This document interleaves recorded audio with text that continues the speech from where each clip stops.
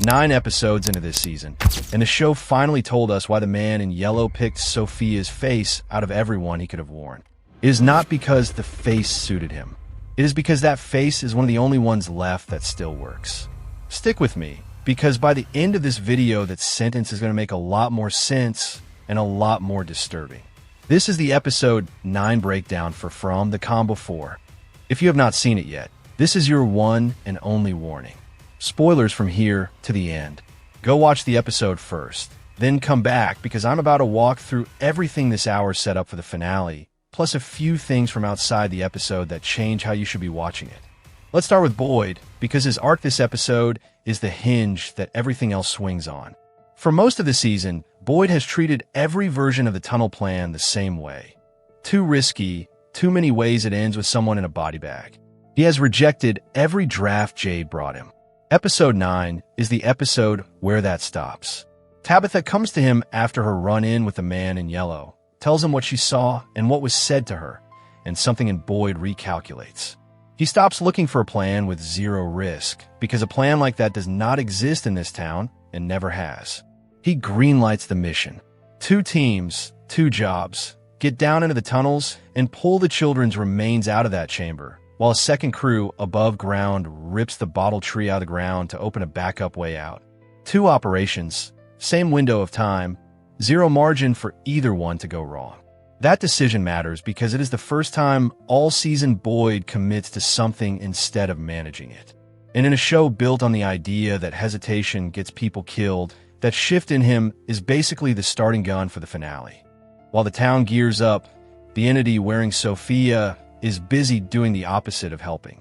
And the most quietly unsettling material in this entire hour belongs to Clara. Sophia goes to her, drops the human disguise enough to show what is underneath, and reminds Clara of an arrangement the 2 of them apparently made a long time ago, back when Clara first turned up in town, confused and desperate for a way home. We don't get the full terms of that deal. We don't need them. The shape of it is obvious. Cooperate, and you get to leave. Clara said yes back then.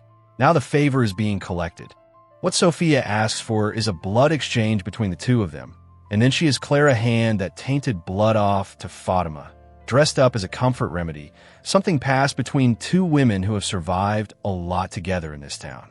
Fatima drinks it without a second thought, because why would she suspect Clara of anything? By that night, she is in agony.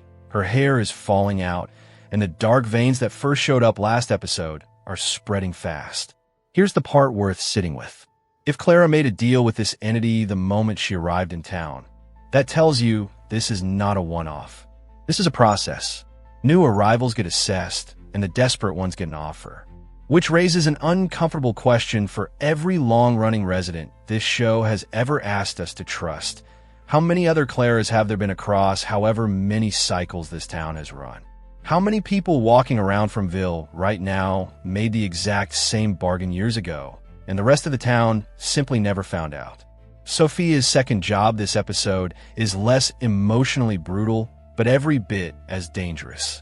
She offers to help braid the rope ladder Jade and Tabitha will use to climb down into the tunnels.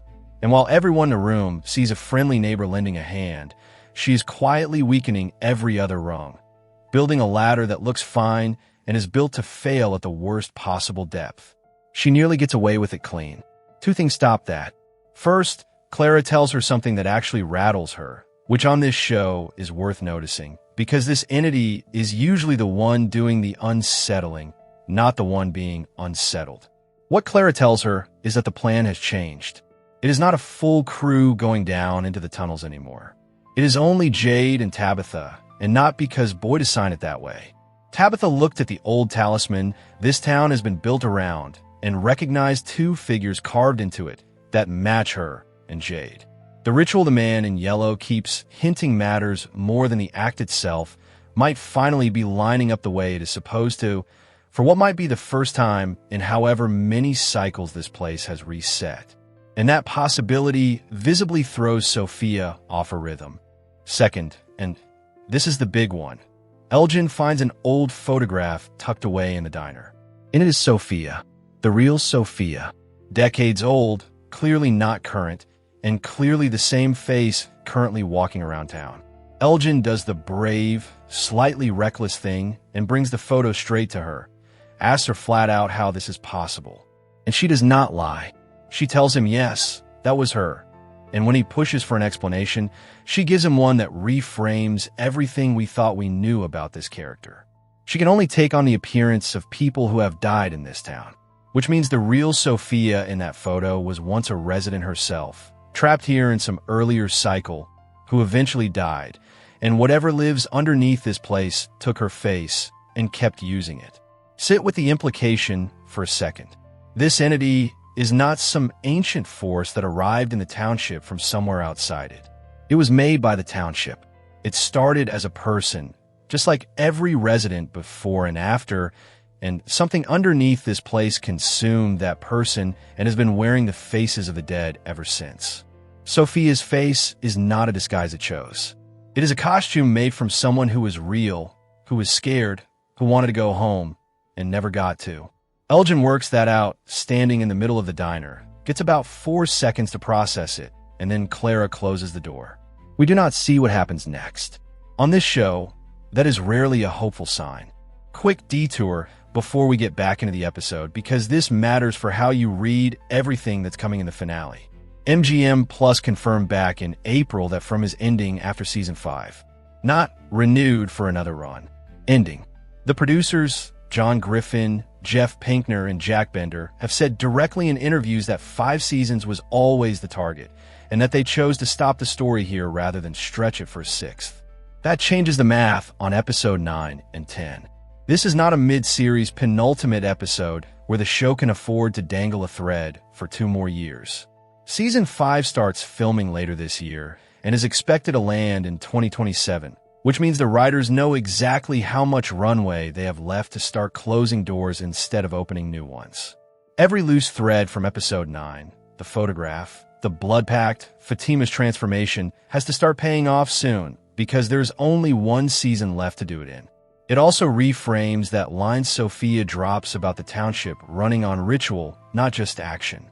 If the people behind this show have said publicly they are building toward an actual ending rather than an open loop, then a detail like how you do something matters as much as what you do is not filler dialogue. It is probably the rule book for how this story is structured to resolve. Now to Henry, because his storyline this episode is some of the most uncomfortable material the show has done, and not because anything graphic happens.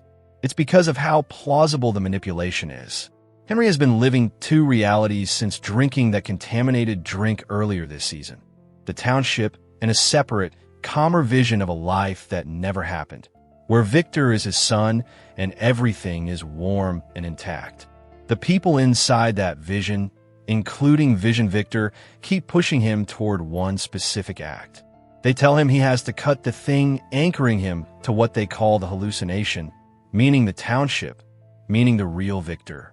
This episode, Henry finally says the thing out loud, that the vision has been steering him toward the whole time. The anchor keeping him grounded in reality is Victor. The actual Victor. The same Victor who has survived longer in this town than almost anyone alive, who has slowly become something close to family, to Henry this season. And the vision is asking him to remove that anchor, which is a polite way of saying kill him. He refuses. He breaks doing it, but he refuses. The show is clear that this is not closed. He said no this time, but the pressure on him has not let up, and going into the finale, the real danger is not whether Henry wants to hurt Victor. It's whether anyone around him is paying close enough attention to catch it if his resistance finally gives out. There's a separate thread running alongside all of this involving Victor and the boy in white, and I don't think this one resolves in the finale at all. I think it's a season 5 seed. The boy in white shows up at Victor again and tells him plainly not to let anyone pull down the bottle tree, that the tree matters and needs to stay where it is. Victor takes that warning straight to Boyd, tries to explain that removing the tree for the backup exit could be exactly the mistake this town has been warned about all season. And here's what makes this genuinely hard to call. The man in yellow has also been warning people away from that same tree.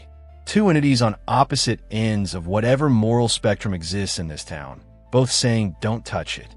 That is not a coincidence the show is likely to wave away. It also does not tell you who's lying, because it's entirely possible they're both telling the truth for completely different reasons. Boyd does not have time to untangle that. Without the tree coming down, there's no second way out of the tunnels, and Jade and Tabitha go down there with exactly one exit. So Boyd makes the call. He and Kenny arrest Victor, not out of cruelty, but to keep him from physically stopping the plan the entire town is now depending on. Which means the one person who has outlived every previous cycle of this nightmare spends the most dangerous night of a season locked in a cell, while everyone else goes to war with the thing trying to kill them. One more piece before the cliffhanger, and it's easy to miss because it's quiet, but it matters. Julie tells Tabitha about everything she's experienced through her ability to walk into the town's past. And then she says she started doubting whether any of it was real, that she thinks the township has been messing with her perception the whole time. On the surface, that sounds like a reasonable thing for a traumatized person to conclude. But look at the pattern across this entire season. Henry's grip on reality is being dismantled piece by piece. Boyd hears the gunshot that killed his wife on a loop in his head. Tabitha spent most of this year refusing to trust anything anyone told her. Every major character has been worn down into doubting their own senses, which is exactly the outcome this entity wants. Julie talking herself out of trusting her own visions is a win for the man in yellow, and he didn't even have to be in the room for it. But then the show flips it. Tabitha, for once, does the opposite of her usual instinct. She actually listens, takes advice from Ethan about why this town keeps people scared, specifically so they stop believing the things that could help them.